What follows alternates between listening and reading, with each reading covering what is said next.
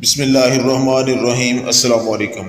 امام اہل سنت حضرت امام احمد بن حنبل رحمۃ اللہ علیہ کا شمار ان مجدد دین اسلام میں ہوتا ہے جن کے بارے میں ایک مشہور حدیث میں یہ پیش گوئی کی گئی کہ اللہ تعالیٰ اس دین کو ہر دور میں ایسے اشخاص عطا فرماتا رہے گا جو اس دین میں تجدید کی روح پھونکتے رہیں گے۔ آپ رحمۃ اللہ علیہ کا نام احمد بن محمد بن حنبل اور کنیت ابو عبداللہ ہے۔ آپ رحمۃ اللہ علیہ عربی النسل ہیں اور آپ کا تعلق شیبان سے ہے جو قبیلہ قریش کی شاخ ہے۔ ربیع الاول سن 164 ہجری نومبر سن 780 عیسوی میں بغداد میں پیدا ہوئے۔ ایک روایت میں ہے کہ ربیع الثانی 164 ہجری دسمبر 780 میں آپ رحمۃ اللہ علیہ کے والد مرو سے بغداد منتقل ہوئے اور اس کے چند ماہ بعد آپ رحمۃ اللہ علیہ کی پیدائش عمل میں آئی۔ امام صاحب کی والدہ محترمہ صفیہ بنت عبد الملک مرو سے بغداد آئی تھیں۔ ابھی آپ صرف 3 سال کے تھے کہ سایہ پدری سے محروم ہو گئے۔ آپ رحمۃ اللہ علیہ کے والد سرخس کے سالار تھے۔ والد کے انتقال کے بعد آپ رحمۃ اللہ علیہ کی تربیت کی تمام تر ذمہ داری والدہ محترمہ پر آ پڑی۔ اس دور میں بغداد علم کا مرکز تھا۔ امام احمد بن حنبل رحمۃ اللہ علیہ خود فرماتے ہیں کہ میں بچہ ہی تھا کہ حفظ قرآن سے فارغ ہو گیا۔ 14 سال کی عمر کو پہنچا تو تحریر و کتابت کی مشق و تحصیل میں منہمک ہو گیا۔ آپ رحمۃ اللہ علیہ کا دور طالب علمی بڑی تنگ دستی میں گزرا۔ حال یہ تھا کہ سوتے وقت سر کے نیچے تکیے کی جگہ اینٹ رکھ لیا کرتے تھے۔ جب آپ رحمۃ اللہ علیہ 179 ہجری سن 795 عیسوی میں اپنی عمر کے 16ویں سال میں قدم رکھا تو علم حدیث کی تحصیل کا آغاز کیا۔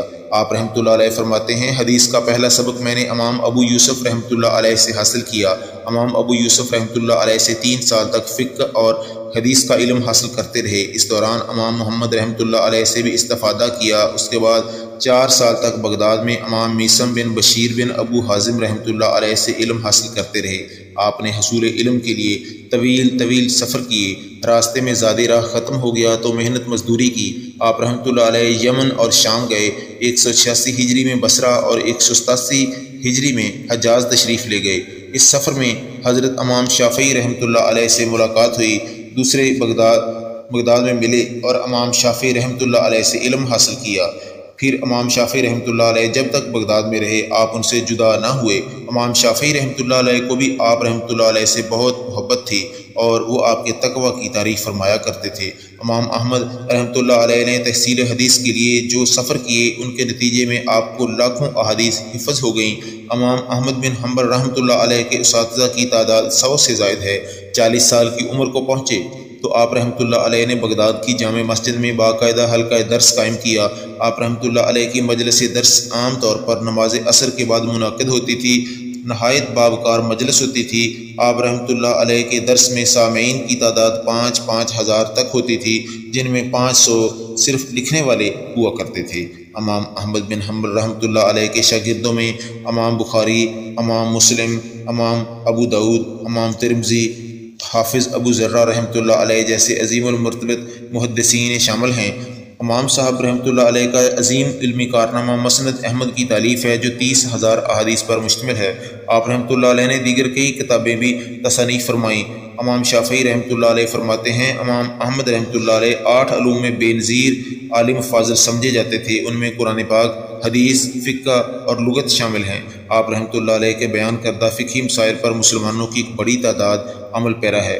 خلیفہ ہارون الرشید شدت پسند علماء کے خلاف تھے جو معتزلہ کہلاتے تھے، جن کا عقیدہ یہ تھا کہ قرآن مخلوق ہے اور اللہ تعالیٰ کی توحید عقلاً معلوم ہو سکتی ہے، اس لیے وحی کے بغیر ہی اہل حکمت اور عقل توحید پر ایمان لا سکتے ہیں۔ ہارون الرشید کی وفات کے بعد ان کے بیٹے مامون الرشید مسند خلافت پر بیٹھے۔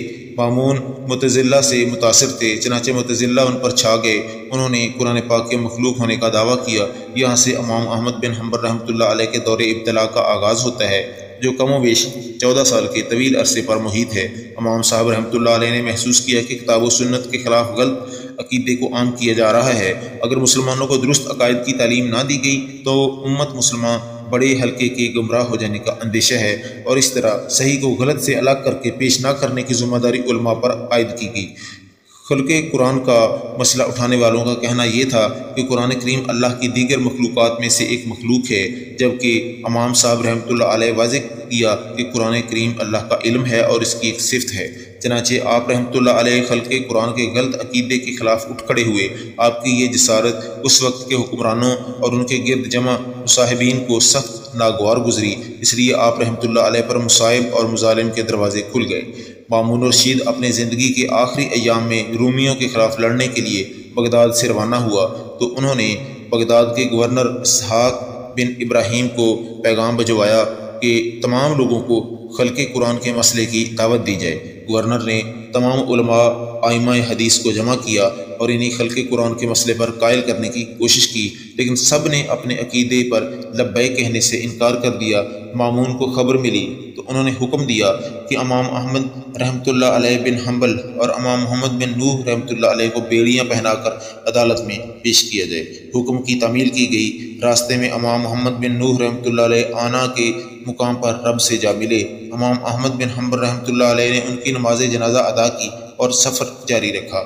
آپ رحمۃ اللہ علیہ راستے میں دعا فرما رہے تھے کہ اے میرے اللہ، میری مامون سے ملاقات نہ ہو۔ چنانچہ ابھی آپ کا سفر جاری تھا کہ طرطوس کے مقام پر لوگ چیختے چلاتے آپ کے پاس آئے کہ مامون فوت ہو گیا ہے۔ مامون کا انتقال ہوا۔ اس کے بعد ابو اسحاق بن محمد بن ہارون المتسم تخت نشین ہوئے۔ انہوں نے ابن ابی داؤد کو منصب قضاء سونپ دیا، جو آپ رحمۃ اللہ علیہ کے بدترین مخالفین میں سے ایک تھا۔ اس کے حکم سے امام صاحب کو واپس بغداد لے جا کر قید کر دیا گیا اور پاؤں میں بیڑیاں ڈال دی گئیں۔ جیل ہی میں آپ نے مجلس درس قائم کی، پاؤں میں بیڑیوں کے باوجود نماز کی امامت فرماتے تھے۔ چند دن بعد بغداد کا گورنر اسحاق بن ابراہیم جیل میں امام صاحب رحمۃ اللہ علیہ کے پاس پہنچا اور آپ رحمۃ اللہ علیہ سے دوستانہ انداز میں باتیں کرنا شروع کر دیں۔ باتوں باتوں میں اس نے قرآن تعلقات کا واسطہ دیا اور کہنے لگا کہ کس قدر اچھا ہو کہ آپ خلیفہ متسم باللہ کی مخالفت ترک کر دیں۔ امام صاحب رحمۃ اللہ علیہ نے انکار کر دیا۔ اس پر اسحاق نے پینترا بدل کر دھمکی دی کہ آپ کو موت کے گھاٹ اتار دیا جائے گا۔ اس پر بھی امام صاحب رحمۃ اللہ علیہ مرعوب نہ ہوئے تو اسحاق نے جھلا کر غصے میں حکم دیا کہ امام صاحب کو مزید بھاری بیڑیاں پہنا دی جائیں۔ اس پر بھی اس کا غصہ ٹھنڈا نہ ہوا تو حکم دیا کہ جیل سے نکل کے پیدل چلیں۔ امام صاحب رحمۃ اللہ علیہ نے چلنے کی پوری کوشش کی، لیکن ظالموں نے بیڑیاں اس قدر وزنی ڈال دی تھیں کہ پاؤں اٹھانا ممکن نہ تھا۔ پاؤں اٹھاتے تو سخت تکلیف ہوتی۔ مجبور ہو کر آپ رحمۃ اللہ علیہ نے پاجامے سے آزار بند نکالا اور اسے پاؤں اور بیڑیوں کے درمیان رکھا تاکہ چلا جا سکے، اور پاجامہ بلا آزار بند لپیٹ لیا، لیکن اس طرح بھی چلنا ممکن نہیں تھا۔ جب اسحاق بن ابراہیم کو یقین ہو گیا کہ امام صاحب چل نہیں سکتے تو انہوں نے ایک سواری پر اس حالت میں بٹھا دیا، ہاتھوں میں ہتھکڑیاں اور پیروں میں وزنی بیڑیاں۔ کسی انسان کے سہارے کے بغیر اس حالت میں سواری پر بیٹھنا بھی مشکل تھا، قریب تھا کہ گر پڑے، لیکن اللہ تعالیٰ نے اپنے بندے کی حفاظت کی۔ نصف شب کے قریب آپ رحمۃ اللہ علیہ کو ایک شخص ابو اسحاق کے گھر لے جا کر ایک تاریک کمرے میں بند کر دیا گیا۔ صبح امام صاحب رحمۃ اللہ علیہ کو خلیفہ متعصم کی عدالت میں پابجولاں پیش کیا گیا۔ وہاں امام صاحب کا بدترین مخالف ابن ابی داؤد اور اس کے دیگر ساتھی بھی موجود تھے۔ امام صاحب رحمۃ اللہ علیہ کو خوف زدہ کرنے کے لیے تلواریں میانوں سے باہر چمک رہی تھیں، نیزے سجے ہوئے تھے اور لاٹھیاں موجود تھیں۔ آپ رحمۃ اللہ علیہ نے طاقت کے اس مظاہرے کی طرف کوئی توجہ نہ دی۔ ابن ابی داؤد اور دیگر مصاحبوں نے خلیفہ کو بھڑکایا کہ یہ شخص ہم کو کافر بنا رہا ہے اور علماء سے کہہ رہا ہے کہ خلق قرآن کے مسئلے پر مناظرہ کریں۔ مجلس مناظرہ کے لیے ملک کے کونے کونے سے علماء بلائے گئے۔ مناظرہ 3 دن تک جاری رہا۔ امام صاحب رحمۃ اللہ علیہ نے نہایت مؤثر دلائل دے کر مخالفین کی زبان بند کر دی اور ان کے پاس ادھر ادھر کی ہانکنے کے سوا کوئی راستہ نہ رہا۔ خلیفہ اس صورتحال سے بڑا پریشان ہوا۔ ایک دن اس نے امام صاحب سے کہا، اے احمد رحمۃ اللہ علیہ، آپ کے مسئلے نے مجھے سخت پریشان کر رکھا ہے، مجھے رات بھر نیند نہیں آتی۔ اگر مجھ سے پہلے حکمران نے آپ کو گرفتار نہ کیا ہوتا تو میں بھی اس قسم کی جرت نہ کرتا۔ میں یقیناً دلاتا ہوں کہ اگر آپ کا مسئلہ کسی طور پر حل ہو جاتا ہے تو میں کبھی کسی کو اس قسم کے مسائل کی وجہ سے گرفتار نہیں کروں گا۔ مناظرے کے تیسرے دن خلیفہ کو اس کے مصاحبین نے پٹی پڑھائی، جس پر خلیفہ نے کہا کہ اے احمد رحمۃ اللہ علیہ، مجھے خبر ملی ہے کہ آپ منصب جلیلہ کے خواہش مند ہیں۔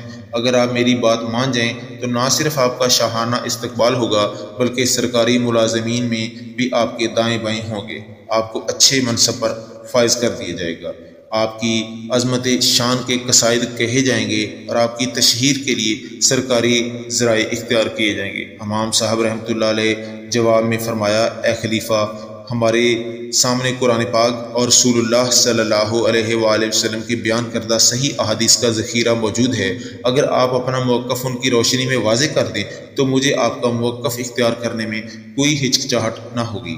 اس واضح اعلان پر امام صاحب رحمۃ اللہ علیہ کے مخالفین آگ بگولا ہو گئے۔ یکے بعد دیگرے سب نے اعتراضات کی بچھاڑ کر دی۔ امام صاحب رحمۃ اللہ علیہ ان کے اعتراضات کے جوابات دیتے رہے۔ جب مخالفین دلائل دینے سے عاجز آ گئے تو ابن ابی داؤد دھمکی دے کر خلیفہ نے آج قسم کھا کر کہا کہ آپ کو شدید اذیتیں دی جائیں اور کوڑے برسائے جائیں۔ امام صاحب رحمۃ اللہ علیہ نے کہا کہ اس سے پہلے مجھے کھلی مجلس میں اپنا موقف بیان کرنے کی اجازت دے دی جائے۔ چنانچہ میدان مناظر میں لائے گئے۔ یہاں بھی امام صاحب رحمۃ اللہ علیہ نے اپنے دلائل سے سب کو مبہوت کر دیا۔ اس صورتحال سے امام صاحب کے مخالفین سخت ناخوش ہوئے۔ ابن ابی داؤد، برغوث، شعیب اور بشیر مریسی خلیفہ کو برابر اکساتے رہے، حتیٰ کہ خلیفہ نے حکم دیا کہ آپ رحمۃ اللہ علیہ کی قمیض اتار کر پشت پر کوڑے برسائے جائیں۔ جب آپ کو کوڑے مارنے کی تیاری شروع ہوئی تو آپ رحمۃ اللہ علیہ نے نہایت جرأت کے ساتھ خلیفہ سے کہا، یاد رکھیے جس طرح آج میں آپ کی عدالت میں کھڑا ہوں اسی طرح ایک دن آپ کو بھی اللہ تعالیٰ کے سامنے کھڑے ہونا ہے۔ اے خلیفہ، اللہ کے جلال سے بے خوف نہیں ہونا چاہیے۔ خلیفہ متعصم پر ان کلمات کا بہت اثر ہوا اور وہ سکتہ طاری ہو گیا۔ ابن ابی داؤد نے فوراً کہا، اے خلیفہ، آپ ایک کافر اور ایک گمراہ انسان کی باتوں سے متاثر ہو رہے ہیں۔ امام صاحب رحمۃ اللہ علیہ نے فرمایا، اے خلیفہ، آپ میرے قتل کے معاملے میں اللہ سے ڈریں، قیامت کے روز کیا جواب دیں گے؟ ابھی آپ رحمۃ اللہ علیہ کا یہ جملہ مکمل نہ ہونے پایا تھا کہ ہر طرف سے شور مچ گیا، یہ کافر ہے، یہ کافر ہے۔ خلیفہ نے حکم دیا کہ امام صاحب رحمۃ اللہ علیہ کو ٹکٹکی پر باندھ دیا جائے۔ آپ رحمۃ اللہ علیہ کو ٹکٹکی پر باندھ دیا گیا۔ ٹکٹکی کی دونوں جانب کی لکڑیوں کو پکڑنے کا حکم دیا گیا اور جلاد نے کوڑے برسانے شروع کر دیے۔ کائنات تھرا گئی۔ ایک عظیم انسان پر کلمہ حق بلند کرنے کی پاداش میں اذیتوں کے پہاڑ توڑے جا رہے تھے۔ خلیفہ بار بار کوڑوں کا معائنہ کرتے اور انہیں تبدیل کرنے اور زیادہ سخت کوڑے لانے کا حکم دیتے۔ باری باری ایک جلاد زور سے کوڑے مارتا اور پیچھے ہٹ جاتا، لیکن خلیفہ کی تسلی نہ ہوتی اور وہ جلادوں کو ڈانٹتے ہوئے کہتے، تیرے ہاتھ ٹوٹ جائیں تو پورے زور سے کوڑے کیوں نہیں مار رہا؟ ایک جلاد نے بعد میں بتایا کہ میں نے امام احمد رحمۃ اللہ علیہ کی پیٹھ پر اتنے کوڑے برسائے کہ اگر کسی ہاتھی کو اتنے کوڑے لگ جائیں تو وہ بھی اپنے ہوش و حواس قائم نہ رکھ سکے۔ ایک قیدی ابو الہیثم جو امام صاحب رحمۃ اللہ علیہ کو کوڑے لگنے کا منظر دیکھ رہے تھے، کہتا ہے کہ میں نے کبھی اتنی قوت سے کسی کو کوڑے برساتے یا کوڑے کھاتے نہیں دیکھا۔ جب امام صاحب رحمۃ اللہ علیہ کو کوڑے سے زخمی لگتا تو جلاد ایک آلے سے زخم کی گہرائی ناپتے کہ کہیں اندر سوراخ تو نہیں۔ ایک بار کوڑا ان کے کان پر لگا جس سے کان پھٹ گیا۔ کوڑے برس رہے تھے۔ اللہ کے اس اول عزم اور صابر بندے کی زبان پر قرآن کی یہ آیت جاری تھی، ہم پر وہی مصیبت آ سکتی ہے جو اللہ نے پہلے ہی لکھ دی ہے۔ اتنے کوڑے برسائے گئے کہ امام صاحب رحمۃ اللہ علیہ بے ہوش ہو گئے۔ ہوش میں آئے تو پھر وہی سلسلہ شروع ہو گیا، حتیٰ کہ پھر بے ہوش ہو گئے۔ خاصی دیر بعد ہوش آیا تو خلیفہ نے کہا، اب بھی وقت ہے، میری بات تسلیم کر لو۔ امام صاحب رحمۃ اللہ علیہ نے انکار کر دیا تو تیسری بار کوڑے لگائے گئے، یہاں تک کہ امام صاحب رحمۃ اللہ علیہ پھر بے ہوش ہو گئے۔ اس پر خلیفہ کچھ خوف زدہ ہو گیا۔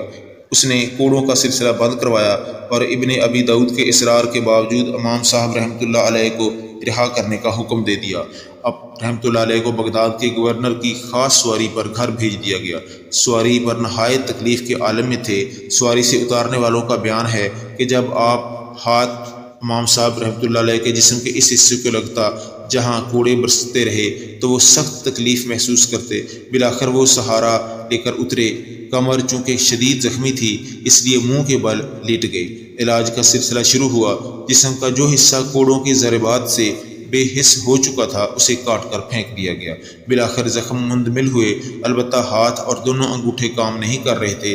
ربیع الاول سن 220 ہجری مارچ 835 عیسوی میں واسق باللہ تخت نشین ہوئے۔ انہوں نے دیکھا کہ امام صاحب رحمۃ اللہ علیہ نہ ہاتھ پرعزم ہیں، انہیں ضد و کوب کرنا یا ایذائیں دینا مناسب نہیں، البتہ انہوں نے اپنے غم و غصے کو فروغ کرنے کے لیے حکم دیا کہ امام صاحب کے پیروکاروں پر ظلم توڑے جائیں۔ چنانچہ محدثین، فقہا، معلمین، حتیٰ کہ مؤذنوں تک کو پکڑ کر ان پر مظالم ڈھائے گئے، اکثر لوگ روپوش ہو گئے، بہت سے قید کر لیے گئے، امام صاحب رحمۃ اللہ علیہ کو ان کے گھر پر نظر بند کر دیا گیا، یہاں تک کہ نماز کے لیے بھی نکلنے کی اجازت نہ تھی۔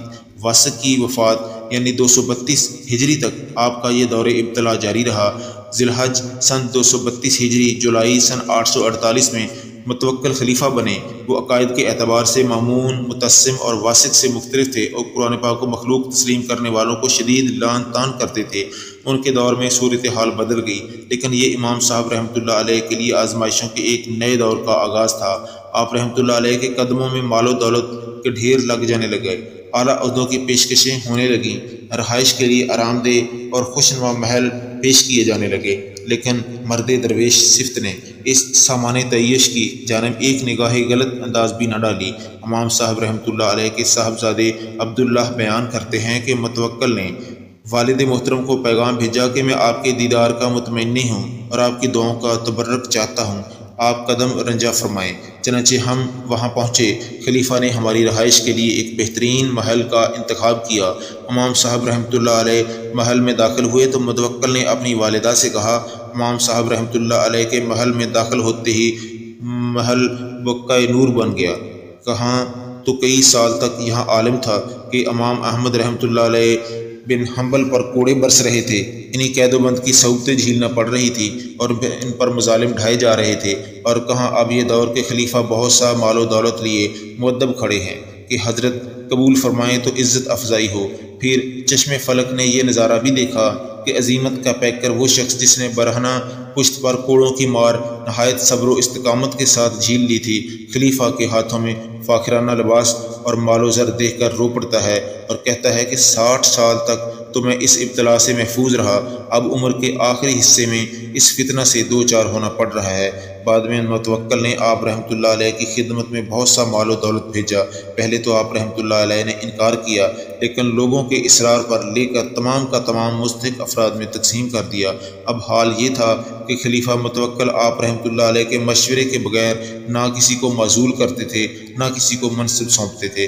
بقیہ زندگی بھر شاید ہی کوئی ایسا دن ہو جس دن خلیفہ نے کسی اہم مسئلے پر مشورے کے لیے آپ رحمۃ اللہ علیہ کو پیغام نہ بھیجا ہو، یہاں تک کہ ان کے عہد میں عباسی خلافت دراصل محدثین حنابلہ کی حکومت کہلاتی تھی۔ امام صاحب رحمۃ اللہ علیہ کے لیے یہ دور بڑی آزمائشوں کا دور تھا، جب لوگ آپ رحمۃ اللہ علیہ کی راہ میں آنکھیں بچا رہے تھے اور آپ کی تعریف میں رطب اللسان تھے۔ ایسے عالم میں آپ رحمۃ اللہ علیہ فرماتے ہیں کہ اگر مجھے راستہ ملے تو میں کہیں کسی نامعلوم مقام کی طرف بھاگ جاؤں، یہاں تک کہ میرے ذکر کا سلسلہ ہی بند ہو جائے۔ جی چاہتا ہے کہ مکہ کی گھاٹیوں میں سے کسی گھاٹی میں چھپ کر بیٹھا رہوں، یہاں تک کہ کوئی مجھے یاد نہ کرے۔ میں شہرت کی آزمائشوں میں مبتلا کیا گیا ہوں۔ امام احمد رحمۃ اللہ علیہ نے جس فقہ یعنی فقہ حنبلی کی بنیاد ڈالی، وہ آج مسلمانوں کے 4 اہم فقہی مسالک میں سے ایک ہے۔ فقہ حنبلی میں زیادہ اہمیت صحابہ کرام رضوان اللہ علیہم کی رائے کو دی گئی۔ امام صاحب رحمۃ اللہ علیہ صحابہ کرام کی پیروی میں بہت سخت تھے۔ امام احمد رحمۃ اللہ علیہ بن حنبل کے حکیمانہ فیصلوں اور ان کے مشوروں کو بعد میں آپ کے شاگرد ابو بکر المروزی رحمۃ اللہ علیہ کے ایک شاگرد ابو البکر الخلال محدث رحمۃ اللہ علیہ نے کتاب جامع کی شکل میں مرتب کر دیا۔ امام صاحب رحمۃ اللہ علیہ نے اپنے اصول اور عقائد سے متعلق 2 بنیادی رسالے تصنیف کیے، ان میں سے ایک رسالہ الرد علی الجہیمہ اور الزنادقہ میں آپ رحمۃ اللہ علیہ نے ایک فرقہ کے پیروکار جہم بن صفوان کی عقائد کی وضاحت اور تردید کی۔ یہ عقائد پورے خراسان میں پھیلے ہوئے تھے۔ دوسرے رسالے کتاب السنہ میں آپ رحمۃ اللہ علیہ نے بعض دینی مسائل پر نظر ڈالی اور اسلام کے تمام بڑے بڑے اصولوں کے مطابق اپنا موقف صاف صاف بیان کیا۔ اس کے علاوہ آپ رحمۃ اللہ علیہ نے ایک کتاب الصلاۃ تحریر کی، جس میں نماز جماعت اور صحت کے ساتھ ادا کرنے کی ضرورت تحریر کی گئی۔ مسند من مسائل احمد بن حنبل امام صاحب رحمۃ اللہ علیہ کے سیاسی اور مذہبی خیالات کے متعلق ایک اہم ہے۔ آپ رحمۃ اللہ علیہ کی ایک تصنیف کتاب الورا بھی ہے، جس میں آپ ایسے مسائل کے بارے میں آپ رحمۃ اللہ علیہ کی آراء درج ہیں جن میں انتہائی احتیاط کی ضرورت ہوتی ہے۔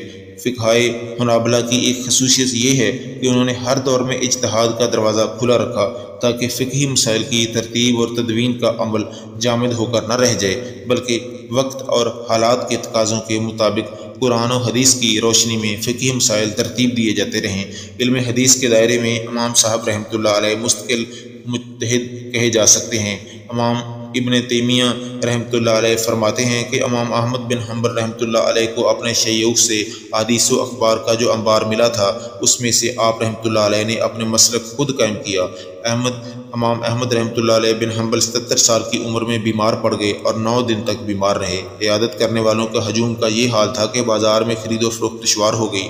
ربیع الاول کے مبارک مہینے میں آپ رحمۃ اللہ علیہ کی پیدائش ہوئی اور جمعۃ المبارک 12 ربیع الاول سن 241 ہجری 31 جولائی سن 855 عیسوی کو آپ رحمۃ اللہ علیہ نے دائی اجل کو لبیک کہا۔ آپ رحمۃ اللہ علیہ کو بغداد کے مقابر الشہداء میں سپرد خاک کیا گیا۔ جنازے میں لاکھوں سوگواران نے حصہ لیا۔ ناظرین، یہ ویڈیو آپ کو کیسی لگی؟ کمنٹ باکس حاضر ہے، اس میں ضرور تحریر کیجیے گا۔